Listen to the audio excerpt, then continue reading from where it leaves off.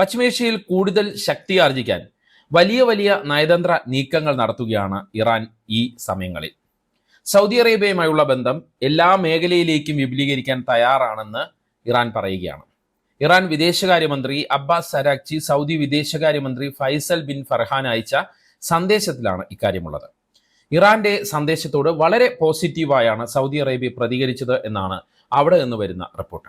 അതായത് പശ്ചിമേഷ്യയിലെ രണ്ട് വലിയ രാജ്യങ്ങൾ തമ്മിലുള്ള പുതിയ ഊഷ്മളമായ ബന്ധത്തിന് ഈ സന്ദേശത്തിലൂടെ തുടക്കമാകുമോ എന്നാണ് അറിയേണ്ടത്.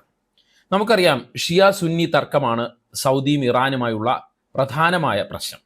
മാത്രമല്ല, പശ്ചിമേഷ്യയിലെ വലിയവനാര് എന്ന മൂപ്പിള തർക്കവും അവിടെയുണ്ട്. ഇങ്ങനെ ഒട്ടുമിക്ക കാര്യങ്ങളിലും വിരുദ്ധ ധ്രുവത്തിലുള്ള രണ്ട് രാജ്യങ്ങളാണ് സൗദി അറേബ്യയും ഇറാനും. ഈ അഭിപ്രായ വ്യത്യാസങ്ങളെല്ലാം മാറ്റിവെച്ച് പശ്ചിമേഷ്യയുടെ നല്ലതിനു വേണ്ടി ഒരുമിക്കാം എന്ന സന്ദേശമാണ് ഇറാൻ സൗദിക്ക് നൽകിയിരിക്കുന്നത് എന്നാണ് അന്തർദേശീയ നിരീക്ഷകരെല്ലാം കരുതുന്നത്.